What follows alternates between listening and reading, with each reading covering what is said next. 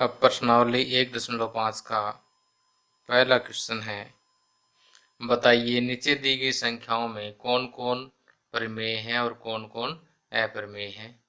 यहाँ पर देखिए 5 संख्याएं दे रखी है जिन्हें हमें बताना है कि इसमें से कौन कौन सी प्रमेय है और कौन कौन सी अप्रमेय है। पहले क्वेश्चन का पहला पार्ट देखिए, यहाँ पर दे रखा है 2 माइनस वर्गमूल 5। ये प्रमेय है या अप्रमेय। यहाँ देखिए 2 तो प्रमेय है लेकिन वर्गमूल 5 अप्रमेय। प्रमेय संख्या और अप्रमेय संख्या का अंतर हमेशा ही क्या होता है, अप्रमेय होता है।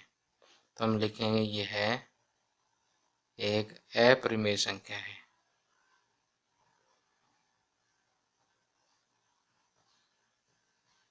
क्योंकि प्रमेय और अप्रमेय संख्या का अंतर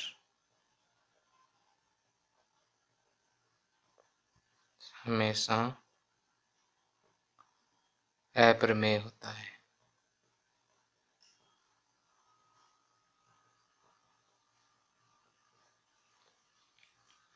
अब सेकंड पार्ट देखिए। सेकंड पार्ट में दिया है 3 प्लस वर्गमूल 23 ब्रैकेट बंद माइनस वर्गमूल 23। अब देखिए 3 प्लस वर्गमूल 23 माइनस वर्गमूल 23 प्लस वर्गमूल 23 और माइनस वर्गमूल 23 जीरो हो जाएगा। क्या बचेगा 3। ये क्या है, एक परिमेय संख्या।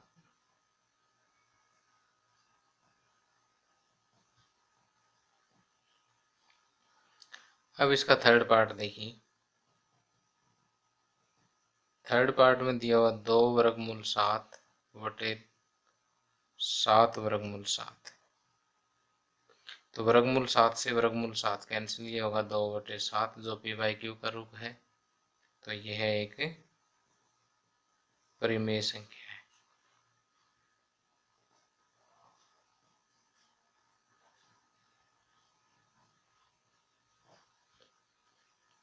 अब आगे फोर्थ पार्ट देखिए, 1/√2। 1/√2 को मैं क्या लिख सकता हूँ, √2 इंटू वर्गमूल 2 से भाग गुणा वर्गमूल 2 से भाग। तो ये ऊपर हो जाए वर्गमूल 2/2। अब ऊपर अप्रमेय है और नीचे प्रमेय। किसी भी अप्रमेय संख्या को प्रमेय से भाग देंगे तो वो क्या होगी, अप्रमेय संख्या ही होगी। तो किसी अप्रमेय संख्या को प्रमेय संख्या से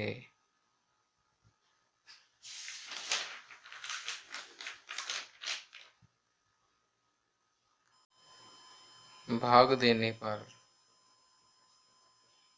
अप्रमेय संख्या ही प्राप्त होती है।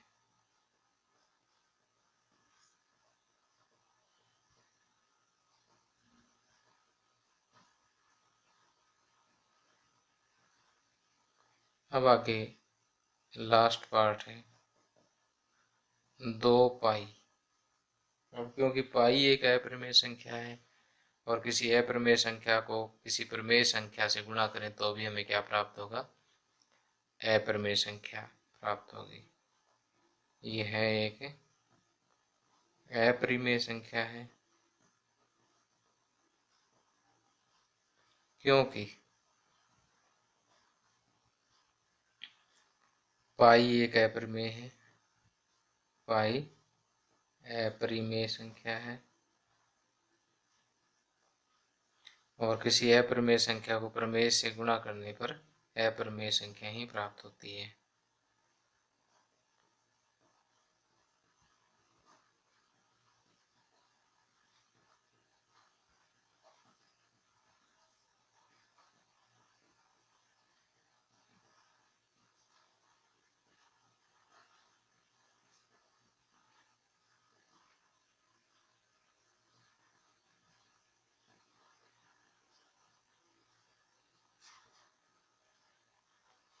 तो इस तरह से फर्स्ट क्वेश्चन पूरा हो जाता है।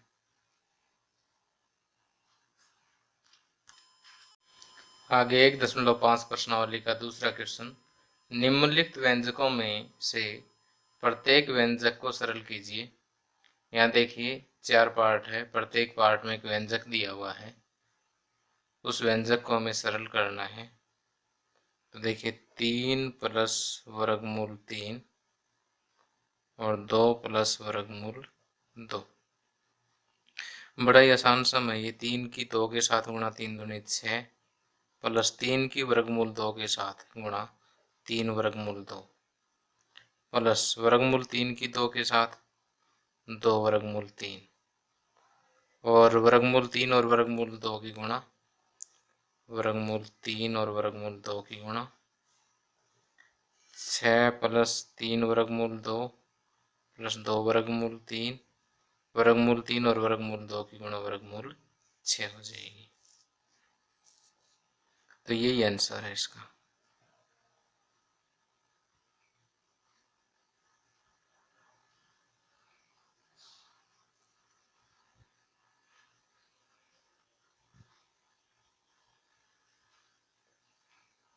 ये था इसका फर्स्ट पार्ट। अब सेकंड पार्ट। सेकंड पार्ट में दिया हुआ 3 प्लस वर्गमूल 3 और 3 माइनस वर्गमूल 3। अब देखिए यहाँ पर a plus B into A minus B. सूत्र क्या है हमारे पास? सूत्र है a plus B into A minus B. सूत्र क्या होगा? A square minus B square. तो यहाँ पर अब देखिए यहाँ ए स्क्वेयर की जगह क्या हो जाएगा? 3 का स्क्वेयर, फिर ये वाला माइनस बी स्क्वेयर की जगह हो जाएगा वर्गमूल 3 का स्क्वेयर। 3 का स्क्वेयर 9 और वर्गमूल 3 का स्क्वेयर 3। 9 माइनस 3 कितना हो गया? 6। ये आंसर आ गया। अब थर्ड पार्ट देखिए। थर्ड पार्ट में आपको क्वेश्चन दिया हुआ है वर्गमूल 5 प्लस वर्गमूल 2 का होल स्क्वायर। अब देखिए सूत्र क्या है हमारे पास? सूत्र है a प्लस बी का whole square. A square plus 2ab plus B square. अब यहाँ a की जगह वर्गमूल 5 है, तो वर्गमूल 5 प्लस वर्गमूल 2 का होल स्क्वायर किसके बराबर होगा? a की जगह वर्गमूल 5 है तो वर्गमूल 5 का स्क्वायर प्लस 2 गुणा a की जगह वर्गमूल 5 और b की जगह वर्गमूल 2 प्लस वर्गमूल 2 का स्क्वायर। वर्गमूल 5 का स्क्वायर हो जाएगा 5 प्लस 2 गुणा ये वर्गमूल 10 हो जाएगा प्लस वर्गमूल 2 का स्क्वायर 2। तो 5 प्लस 2 7 प्लस 2 वर्गमूल 10। ये आंसर आ जाएगा। छोटे छोटे सवाल हैं, ये आसानी से हल हो जाएंगे।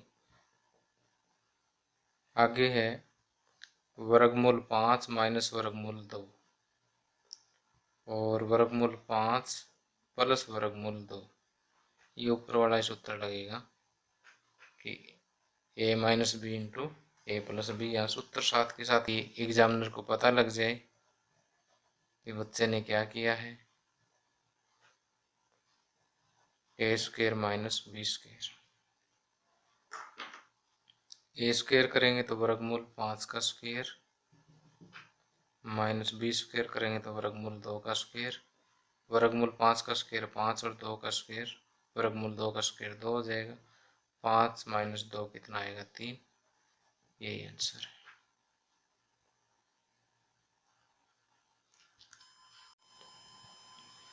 आगे प्रश्न नंबर 3। आपको याद होगा कि पाई को एक वृत्त की परिधि मान लीजिए c और उसके व्यास मान लीजिए d के अनुपात से परिभाषित किया जाता है, अर्थात पाई बराबर c बटे d है। यह इस कथन का अंतर्विरोध करता हुआ प्रतीत होता है कि पाई अप्रमेय है। इस अंतर्विरोध का निराकरण आप किस प्रकार करेंगे? अब देखिए यहाँ पर हमें कहा गया कि एक वृत्त की परिधि सी है और उसका व्यास डी है, और पाई को हम कुछ इस तरह से परिभाषित करते हैं कि पाई बराबर सी बाई डी है। अगर राइट हैंड साइड देखिए पी बाई क्यू का रूप है, और लेफ्ट हैंड साइड में पाई है, पाई को हम अप्रमेय कहते हैं, जबकि राइट हैंड साइड जो यहाँ पर प्रमेय प्रतीत होती है।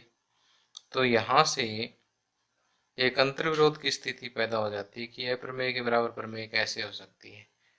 तो यहाँ इस क्वेश्चन में कहा गया है कि इस अंतर्विरोध का निराकरण कीजिए।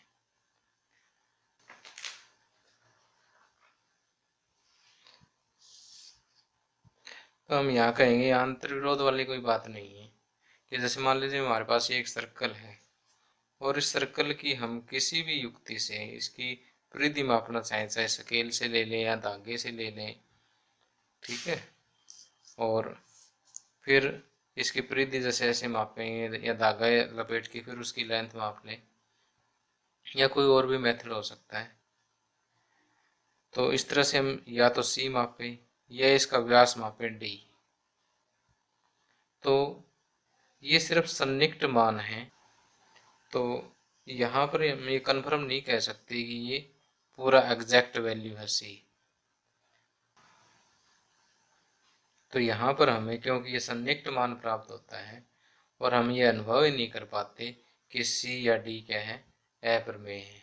इनमें से या तो सी अप्रमेय मिलेगा या डी अप्रमेय मिलेगा, और ये ज़रूर मिलेंगे, लेकिन हमें महसूस नहीं होता भाई ये अप्रमेय है, ठीक है। उस वजह से पाई क्या है, अप्रमेय है। तो हम लिखेंगे कि इसका कोई अंतर्विरोध नहीं है।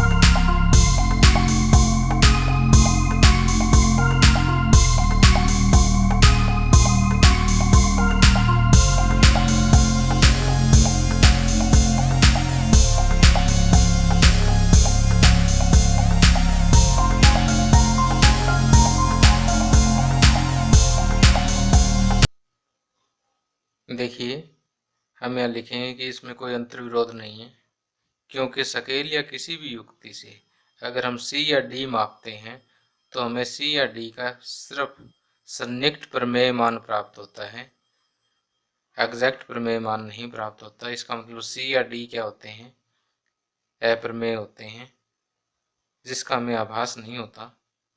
इसलिए पाई क्या है, एक अप्रमेय संख्या है।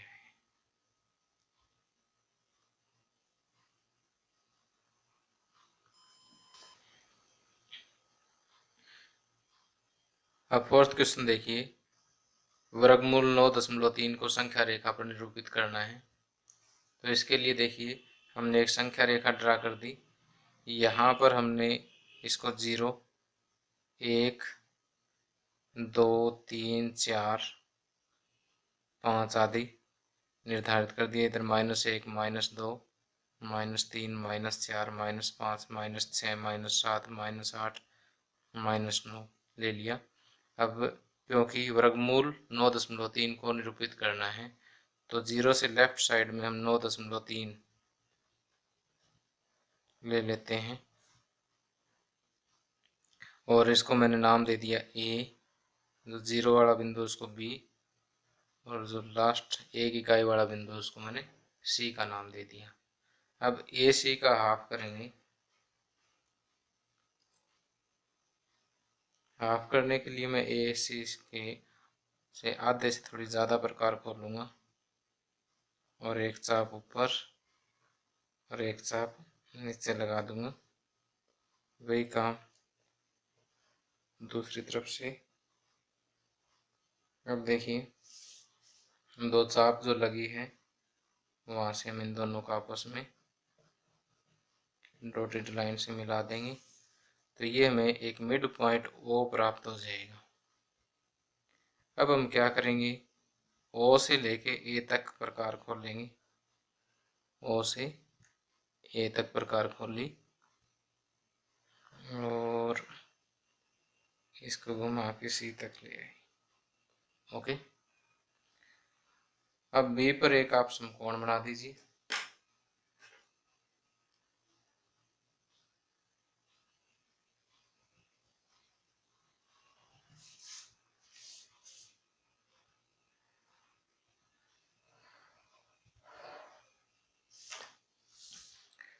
और इसे नाम डी दे दीजिए।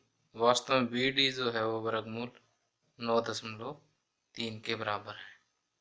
अब हम क्या करेंगे, बी डी के बराबर प्रकार खोलेंगे और इसको आगे बढ़ाते हुए यहाँ ले आएंगे। तो ये वाला जो बिंदु है ये कितना है, वर्गमूल 9.3। देखिए 9 का वर्गमूल 3 होता है, 3 से थोड़ा सा आगे आया है, तो क्योंकि 9 से थोड़ा ज़्यादा है तो इसका वर्गमूल भी 3 से थोड़ा ज़्यादा होगा। इसका मतलब ये फिगर हमारा बिल्कुल सही है। तो जैसे जैसे आपने चित्र बनाया उसको लिख दीजिए।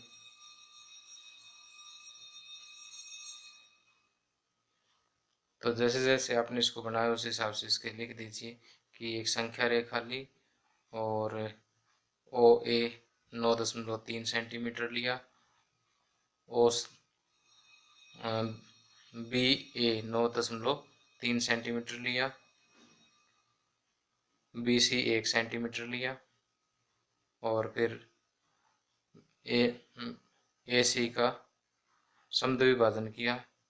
समद्विभाजन करने वाले बिंदु को ओ का नाम दिया। अब ओ को केंद्र मान करके और ओ ए के बराबर त्रिज्या लेकर के हमने एक अर्धवृत्त खींचा और फिर बी से एक समकोण बनाया और बी डी जो है वो वर्गमूल 9.3 के बराबर प्राप्त हुआ। अब बी डी के बराबर प्रकार खोल के बी डी को त्रिज्या मानकर ओ को केंद्र मानकर हमने संख्या रेखा पर एक चाप लगाई जो कि वर्गमूल 9.3 को निरूपित करता है। जैसे जैसे मैंने बोला है उसे आप लिख दीजिएगा। अब प्रश्नावली 1.5 का लास्ट क्वेश्चन है, बड़ा इंपॉर्टेंट क्वेश्चन है। निम्नलिखित के हरों का प्रमेयकरण कीजिए। 5वें क्वेश्चन का फर्स्ट पार्ट देखिए, 1/वर्गमूल 7। इसके हर का प्रमेयकरण करना है, तो 1/वर्गमूल 7 वर्गमूल 7 से गुणा और वर्गमूल 7 से भाग। तो वर्गमूल 7/वर्गमूल 7 और वर्गमूल 7 की गुणा 7 हो जाएगी, तो ये आंसर आ जाता है। तो यही क्या है, हर का प्रमेयकरण है। अब दूसरा पार्ट देखिए, 1/वर्गमूल 7 माइनस वर्गमूल 6। इसके हर का प्रमेयकरण कैसे करेंगे।